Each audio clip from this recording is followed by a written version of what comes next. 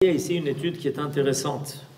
Cette étude, c'est que, en fait, on a un véritable dialogue, sourd peut-être, mais un dialogue quand même, avec les Umot Haolam. Les Umot Haolam, les peuples, gardent quelque chose, une certaine rancœur du fait que le peuple d'Israël est le peuple qui a été choisi pour recevoir la Torah. Et on va voir comment Akadosh Baruch Hu a justifié le fait que ce soit ce peuple, le Am Israël, qui a reçu la Torah, et comment ils ont failli trouver une faille à cet argument que Akadosh Baruch Hu a avancé, comment finalement on a dû avoir beaucoup de chesed de la part de Akadosh Baruch Hu pour surmonter les arguments que les peuples ont voulu avancer. Alors, après ce qui s'est passé, il y a une recommandation de Akadosh Baruch Hu de livrer guerre contre les Midianim. Vous l'avez dans le verset 16. Vaïdaber Adonai el Moshe lemor, Saror et Midianim v'kitem otam, kitzorerim em lachem benichleem.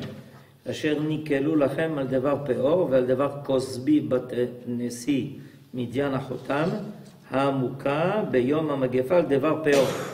L'Éternel parla ainsi à Moïse: attaquez les Midianim et taillez-les en pièces, car ils vous ont attaqué eux-mêmes par les ruses qu'ils ont machinées contre vous au moyen de Péor et au moyen de Cosbi, la fille du prince midianite, leur sœur, qui a été frappée le jour de la mortalité à cause de Péor. Alors il y a un grand chidouche ici. Je ne sais pas si vous remarquez le grand chidouche. Comment les Midianim nous ont-ils attaqués? Par ruse. C'est-à-dire, ils se sont... La ruse, c'est un moyen. Mais de quelles armes se sont-ils servis? C'est-à-dire qu'il y a ici quelque chose, une définition qui est intéressante. L'attaque contre un peuple n'est pas seulement et pas forcément une attaque par les armes. C'est un grand chidouche. Et vous allez voir que ce grand chidouche, il va en amener un autre. Quand quelqu'un vous attaque, quand quelqu'un nous attaque, pour lui répondre par la guerre, on n'a pas besoin d'avertir. Il y a un principe dans la Torah qui est Abba leorgecha, Ashkem leorgo. C'est le principe. Celui qui vient et qui t'attaque, tu as le droit de te lever contre lui et de le devancer. Abba leorgecha, Ashkem.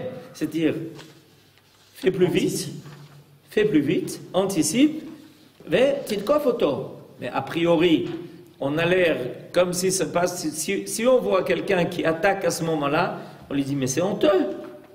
Comment il attaque? Il n'a pas encore été attaqué. Comprenez? La guerre des 6 jours. Vous avez compris? La guerre des 6 jours. Mais vous n'avez pas été attaqué. Enfin, comment vous êtes allé supprimer toutes les armées égyptiennes, syriennes, etc. Vous n'avez pas été attaqué. On n'a pas été attaqué. Heureusement qu'on n'a pas été attaqué. Parce que si on avait été attaqué, ça aurait été un peu trop tard. C'est selon le principe Abba leorgecha, Ashkem leorgo. Mais le grand chidouche chez Abba leorgecha, c'est pas forcément par les armes. Ça peut être par... Ça peut être par des femmes. Faites attention aux femmes, c'est elle qui l'a dit. D'accord, c'est pas moi. Et c'est Esther qui l'a dit. Pardon? Aujourd'hui, on attaque par Internet. Aujourd'hui, on attaque par Internet. Vous avez tout à fait raison. Vous avez raison. Et on peut attaquer par immoralité. Ça s'appelle aussi une attaque. Ce qu'on est en train de constater ici par la Torah, c'est que quand on prépare contre nous des coups d'immoralité, ça s'appelle nous déclarer la guerre. Et on a le droit de prévoir cette possibilité et de partir en guerre à l'avance. Quant à la guerre contre les Midianites, elle se révèle nécessaire en raison de la déduction au double péché de l'immoralité de l'adoration de Baal Péor. Et aussi à cause des ruses qu'il machine contre Israël. C'est notre guerre à nous contre eux, une guerre offensive. Elle entre dans la catégorie formelle définie par le principe qu'on a le droit de tuer par légitime défense. Ça s'appelle Abba le Orgera, Ashkem le Orgo. On a le droit de tuer par légitime défense. Ça veut dire de prévenir pour guérir. Comme disait Monsieur Churchill, si vous voulez la paix, préparez la guerre. Et si vous voulez la guerre, préparez la paix. Ça, c'est moi qui ai ajouté ça. Comment on dit en hébreu? C'est pas de Churchill. Mais il semblerait que ça soit vrai aussi. Je vais redire en hébreu. Haba, le Orgecha, vous l'avez marqué dans le texte. Esther, vous l'avez marqué dans le texte. En ivrite. Mais où ça? 1, 2, 3, 4, 5e ligne. 5e ligne, vous avez des mots en hébreu, il est marqué. C'est marqué. Vous avez trouvé les mots en hébreu? 5e ligne. Commencez depuis le haut, comptez 5. À partir du début, vous comptez 5 lignes et vous arrivez au milieu de la ligne, il y a des mots qui sont marqués en hébreu. Je ne suis pas sûr que vous avez compté jusqu'à 5. Aidez-la. Avec les doigts. 1, 2, 3. Si. Parce qu'elle cherche dans le texte en hébreu maintenant. Ah là là. Ah bah oui, vous dites en hébreu. Je suis en train de lire le commentaire. C'est mon erreur à moi. Dans le commentaire du Rav Munk, 5e ligne, les lettres en hébreu, Abba le Orgecha, Ashkem le Orgo, et qu'on n'a même pas le droit de faire des offres de paix avant de commencer l'agression. On n'a pas besoin de leur dire, écoutez, on vous propose la paix. Si quelqu'un se prépare à t'attaquer, tu n'as pas cette obligation qu'on a d'habitude, dans toutes les guerres, de proposer la paix quand même. Dans le cas où quelqu'un se propose de nous attaquer, on n'a pas la nécessité, on n'a pas le droit. Pourquoi? Parce que vous comprenez. C'est pas le droit. Le droit, c'est pas le. Non, c'est l'obligation. On n'a pas l'obligation, mais je dirais, vous comprenez très bien pourquoi. Parce que si on les prévient, alors évidemment, comme c'est le cas en général, car il est dit de ces peuples qui ont fait l'appel à Bilam, ces peuples-là, c'est Ammon ou Moab. Qu'est-ce qu'il est dit à propos d'eux? Ne t'intéresse jamais à leur bien-être et à leur prospérité tant que tu vivras. Oui. Qui est-ce qui voulait poser une question? Abraham. Je voudrais juste une parenthèse, je n'ai pas cet événement-là et l'événement de Yitro.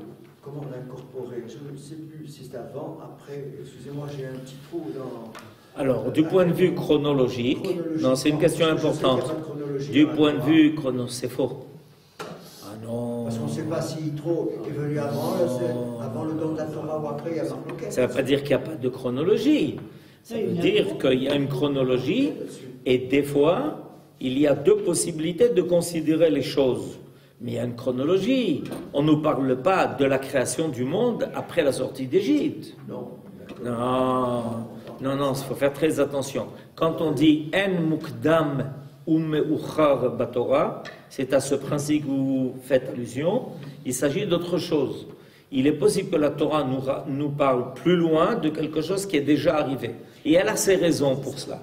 Ça permet des interprétations qui sont importantes. Mais il y a un ordre chronologique. Alors, pour parler de cela, dans notre cas, on est à la fin des 40 ans dans le désert. Oui, donc Yitro est déjà passé. Et Yitro est depuis longtemps passé. Alors, ma question est, quand Yitro est revenu dans son pays, oui. C'était pour en fait convertir les gens, ouais. Pour les ramener à une certaine moralité. Ouais. Et cet événement, comment s'incorpore-t-il dans le contexte, dans l'éducation qu'ils ont reçue de la part de Yitro après avoir reçu le don de la Torah? Eh bien, justement, c'est ça le problème. C'est que Yitro était avec nous après la sortie d'Égypte. Et qu'il y a une marloquette s'il était au moment du don de la Torah ou pas. C'est aussi un ordre qu'il faudrait vérifier. Il y a deux opinions à ce niveau-là. En tout cas, il a tout compris. Et il est retourné dans sa contrée, bien que Moshe Rabbeinu lui ait proposé de les accompagner jusqu'en Eretz Israël. Mais Yitro a senti le besoin de retourner. Il a converti, mais il n'a pas converti son peuple. Ah bon? Non, il a converti sa famille. Ah bon, je croyais qu'il avait converti tout son peuple. Non, il n'a pas converti. Et la meilleure preuve, c'est que les Midianim maintenant, c'est la question de Abraham. Les Midianim maintenant mobilisent Bilam pour aller s'occuper d'Israël. Et Yitro, avec toute sa grandeur, quand il a abandonné l'idolâtrie et qu'il a arrêté d'être le doyen de l'idolâtrie dans le monde, c'était son cas, Cohen Midian, il a été rejeté. Ah oui, c'est un renégat. C'est un renégat, il a été rejeté. Alors il a eu une influence sur sa famille, sur ceux qui étaient attachés à eux, mais l'ensemble des Midianim, non. Et c'est pour ça qu'on va faire maintenant contre la guerre. Comment on aurait fait la guerre? On aurait fait la guerre contre ceux qui adoptent la croyance d'Israël. Ça ne marche pas. Non. Il a été rejeté. Il a été rejeté, on lui a dit, ah, toi aussi tu es tombé dans le piège et dans le panneau et tu t'es fait attraper par les Juifs. Oh, on sait que ça risque d'arriver. Voilà. Alors, ce qui est intéressant de voir par la suite, donc c'est important de voir, parce que là on a appris quelque chose de très important, de fondamental, c'est qu'il y a une menace qui n'est pas seulement physique. Il y a une menace qui est morale. Et ça fait partie d'un état de légitime défense. Quand il y a une menace morale qui risque de mettre en danger notre existence morale, ça fait partie d'un état de légitime défense. On va expliquer ça aux nations. Pardon? On va expliquer ça aux nations. Oui, il y a beaucoup de choses à expliquer. Et ce fut à la suite de cette mortalité. Alors regardez, tout le récit que vous avez en haut, ça on revient au verset, se termine par un verset, et dans le texte, vous ne l'avez pas sous les yeux, mais dans le texte, il y a quelque chose de très surprenant qui arrive. Un verset commence et il s'arrête au milieu. Le verset commence comme ça, Vayayi achare amagefa. Et voilà ce qui s'est passé après la décimation, la mortalité, la magefa, c'est en fait que le peuple était décimé à Shittim à la suite de cette force. Et ça s'arrête au milieu, et ça ne continue pas. Et de là-bas à quoi on passe? Au dénombrement des enfants d'Israël dans notre paracha, et c'est plus tard qu'on reprendra le récit pour nous raconter comment la guerre contre Midian s'est déroulée et quels ont été les résultats de ce combat qu'Israël a mené en tant que combat offensif. D'accord? Alors il y a tout d'un coup un verset qui s'arrête au milieu. Et ça, évidemment, ça a amené de grands commentaires. Depuis quand on commence un verset dans la Bible, on ne le termine pas. Et alors? Et ce fut à la suite de cette mortalité. Je lis le commentaire. Rachid donne une explication complémentaire. À la sortie d'Égypte, ils ont été confiés à Moshe après avoir été comptés.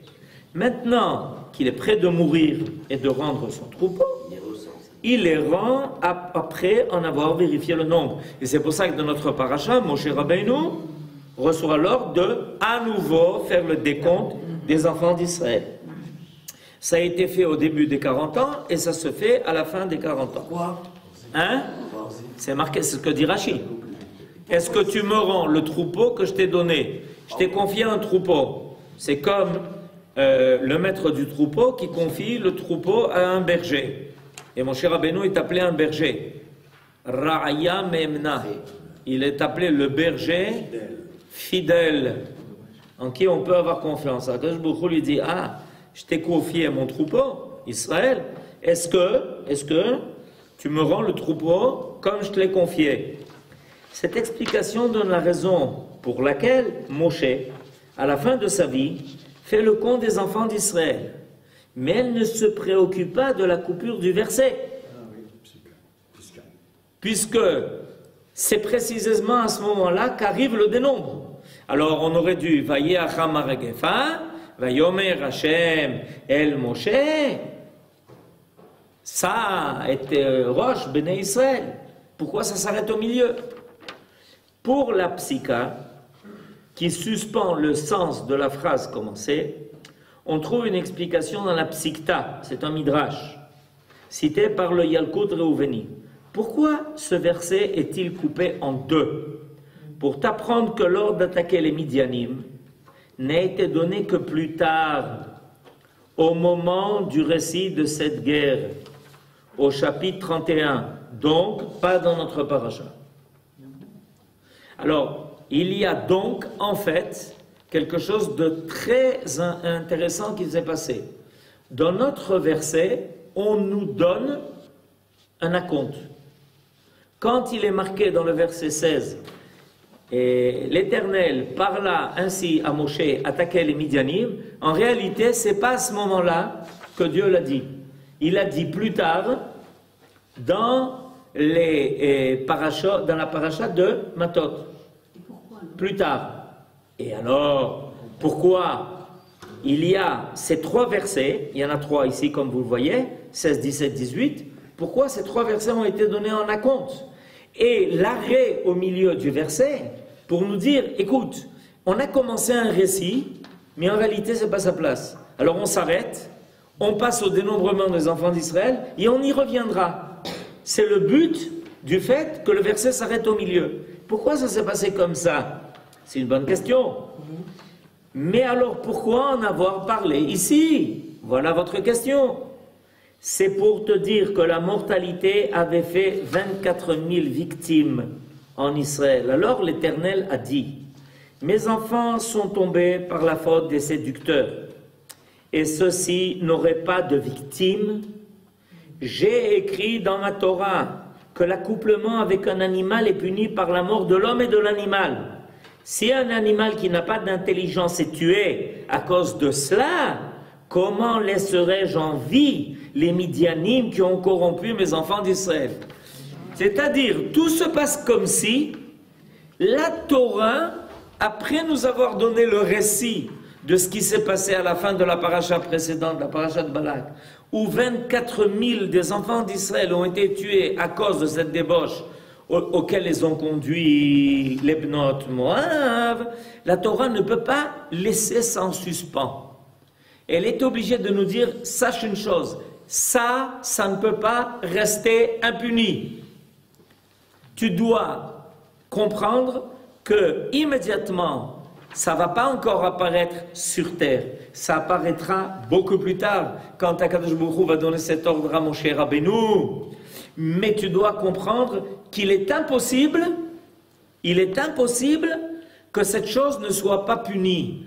Akadosh Baruch Hu ne peut pas laisser un compte pareil ouvert.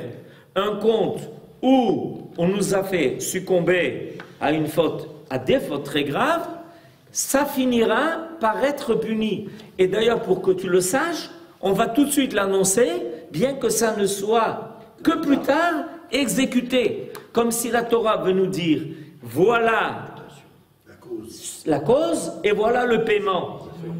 La coupure du verset est destinée à montrer le contraste entre la vulgarité des Midianim et la pureté des mœurs des Israéliens. Le Midrash Yalkut insiste longuement sur cette vertu. Lorsqu'Israël reçut la Torah, les peuples de la terre en conçurent de la jalousie. Je reviens à ce que j'avais dit en introduction. Ils ont conçu de la jalousie et demandèrent pourquoi il avait mérité, de préférence à eux, d'être rapprochés de l'Éternel. Akadosh Baruch Hu les réduisit au silence en disant « Ah, vous avez des ta'anot, vous avez des revendications, pas de problème, que chacun apporte les preuves de son ascendance. Ainsi qu'il est dit, apportez à l'Éternel les titres de famille des peuples, tout comme mes enfants l'ont fait. Comme il est dit, les mishpechotam, les bêtes avotam. Elle dit, moi je ne donne ma Torah qu'à des gens dont on connaît l'ascendance, qui ont une généalogie bien établie. Et c'est pour ça qu'il est marqué, on les enregistrera selon leur famille et leur maison paternelle. C'est pourquoi il les a comptés au début de ce livre, immédiatement après leur avoir donné les commandements. Tout de suite. Yofi. Il ne faudrait cependant pas croire que cette pureté de mœurs qu'avaient les Bnei Israël, qui étaient capables de prouver quel était leur père et leur mère, leurs enfants, petits-enfants, arrière-petits-enfants, les mishperotam, les bêtes avotam, que notre peuple ne saurait perdre. Comme toute autre qualité précieuse, acquise par un individu ou par un peuple, sa conservation ou sa perte dépend d'eux. Et ce sont les Midianim qui, s'étant concertés, ont cherché et trouvé le moyen de nous faire perdre cette pureté qui fait notre force. Alors on s'aperçoit que c'est beaucoup plus grave que ce qu'on pensait.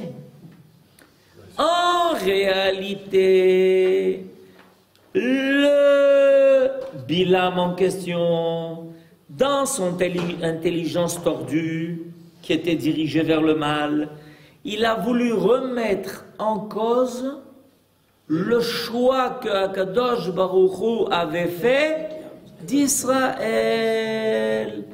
Quel était l'argument divin qui avait répondu aux doléances des peuples? Pourquoi tu ne nous as pas donné la Torah à eux? Parce qu'eux, ils ont un yichus.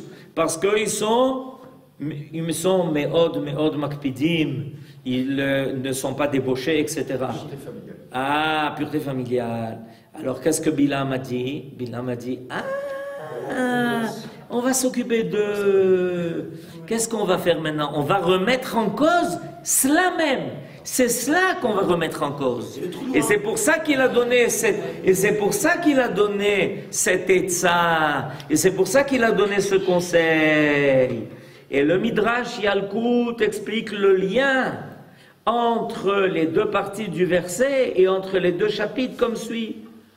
Il se trouve, réalisez le verset, quand je dis mon pied chancelle, on doit dire Kaddish. Et on ajoute, c'est le 10e.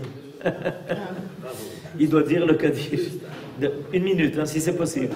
C'est possible. Il a fait, quand je dis mon pied chancelle, ta bonté l'Éternel me sert d'appui. C'est ce que le roi David dit dans le chapitre Tzadik Dalet de Teilim. Dans le chapitre Tzadik Dalet de Teilim, le roi David dit, des fois, je sens que je vacille. Pourquoi je vacille? Il ne manque pas des causes qui sentent que des fois, on a le sentiment de vaciller, que on n'est pas sûr de pouvoir continuer. D'accord? Im amarti mata ragli, chasdecha Adonai yis'adeni. Des fois, les situations sont difficiles et on a le sentiment qu'on est en train de vaciller, que notre pied est en train de chanceler. D'accord? Alors, lorsqu'Israël reçut la Torah, les peuples de la terre ont conçu de la jalousie.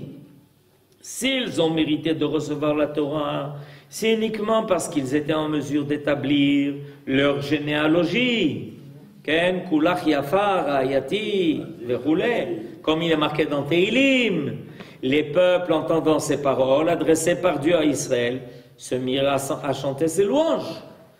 Mais lorsqu'Israël arriva à Shittim et que le peuple commença à se livrer à la débauche, les peuples se réjouirent et dirent, cette couronne qui les distinguait a déjà disparu. Ce mérite dont ils se faisaient gloire n'est plus, ils sont nos égaux. Donc tout est remis en question. le choix d'Israël comme peuple élu, le don de la Torah qui leur a été fait, on peut remettre la pendule à l'heure, selon leur conception. C'est pour ça que ce qui s'est passé à ce moment-là était extrêmement grave. Et comment se fait-il Mais le Tout-Puissant, les voyant tomber, les releva. Ainsi qu'il est écrit, c'est ce qu'on vient de lire dans Téhilim, quand je dis mon pied chancelle, ta bonté, l'Éternel, me sert d'appui. Il frappa tous ceux qui avaient failli et rendit à Israël le sens de la pureté. Comment se fait-il que ce ne soit pas Moshe qui réagit et Pinchas? Parce sans que l'acte de Pinchas, on aurait chancelé pour le danger. Parce que c'est le tafkid de la keuna. Le tafkid de la keuna, c'est la kdusha, par définition. Le tafkid de la keuna. Et, deuxième réponse, qu'est-ce que Akadosh Baruch Hu a dit à propos du Haram Israël avant le Matan Torah, en introduction au Matan Torah, en introduction au don de la Torah? Il a dit la chose suivante. Ve'atem tiuli mamlechet kohanim ve'goy kadosh. C'est-à-dire que vous, Israël, par rapport aux nations, vous êtes les kohanim des nations. Qui devait nous rendre notre caractère? Les kohanim d'Israël. Rendez à Israël leur caractère de kohanim vis-à-vis des nations. Vous avez compris comment ça marche? Dans Pinchas qui reçoit le titre de Kohen, va ramener le peuple à son caractère d'être les kohanim des nations. Les kohanim des nations, c'est-à-dire ceux qui sont toujours bigdusha, betahara, qui respectent tous les moindres détails dans leur conduite morale et dans leur conduite spirituelle. Et ça nous a permis de reprendre pied. Et c'est pour ça qu'à ce moment-là, dans la Torah, on va d'abord être redécompté pour dire c'est toujours mon peuple, c'est lui que je compte, c'est lui mon troupeau. C'est pour ça que dans notre paracha, à nouveau, il redonnait l'ordre de recompter Israël, parce que Akadosh Baruch Hu vient confirmer qu'on est resté son troupeau malgré tout cela. D'accord? Il y a eu un miracle. Malgré tout ce qui s'est passé pendant les 40 ans dans le désert, on n'a pas baissé en chiffres. Comment c'est arrivé? C'est une question intéressante. Toujours est-il qu'au bout des 40 ans, on est toujours les mêmes, donc on est toujours l'adresse de Akadosh Baruch Hu dans le monde, et on est confirmé dans le peuple qui a reçu la Torah. Baruch Hashem. Shabbat Shalom.